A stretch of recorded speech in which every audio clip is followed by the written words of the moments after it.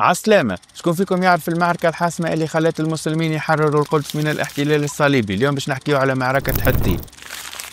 وقت الدولة الأيوبية، وقت كانوا الصليبيين محتلين القدس وبرشا مدن في بلاد الشام، وقعت معركة حطين اللي انتصر فيها صلاح الدين الأيوبي على الجيوش الصليبية. الاحتلال الصليبي للقدس بدا في 1099 ميلادي، وسنة 1180 ميلادي كان فما اتفاق هدنة بين الكيان الصليبي والدولة الأيوبية. لكن سنة 1187 ميلادي الحاكم الصليبي لحسن الكرك خرق الهدنة واعترض قافلة تجارية كانت ماشية من الشام إلى مصر، والقافلة هذه كانت تابعة لأخت السلطان الأيوبي صلاح الدين. مع تسارع الأحداث ورفض ملك القدس الصليبي طلب صلاح الدين الأيوبي التعويض وإطلاق سراح الأسرى، قام السلطان الأيوبي بإطلاق دعوة الجهاد وقيادة حملة عسكرية نحو القدس. موقع المعركة كان سهل حطين، وبخطة محكمة من صلاح الدين الأيوبي استطاع المسلمين هزيمة الصليبيين هزيمة نكراء. المعركة قعدت تقريبا 8 سوايع وسقطوا فيها آلاف القتلى والجرحى، وخسر فيها الصليبيين أسماء كبيرة من خيرة قادتهم وجنودهم، وملك بيت المقدس بيده وقع في الأسر. صلاح الدين الأيوبي وبعد انتصاره في معركة حطين توجه نحو بيت المقدس وحررها من الاحتلال الصليبي اللي دام قرابة 200 سنة. تحرير بيت المقدس جاء بعد حصار دام 6 أيام، ومع استسلام المدينة فتحت الأبواب ودخل صلاح الدين الأيوبي دخول الفاتحين. بعد تحرير بيت المقدس تواصلت مسيرة التحرير وشملت أغلب المدن المحتلة كما يافا وعكا وبيروت وعسقلان. معركة حطين تأكد ما قلت أنه ما أخذ بالقوة لا يسترد إلا بالقوة، وأنه الاحتلال مهما كان شكله مهما طال وقته مصيره الزوال، وأنه الأرض لأصحابها والحق لا يسقط بالتقادم.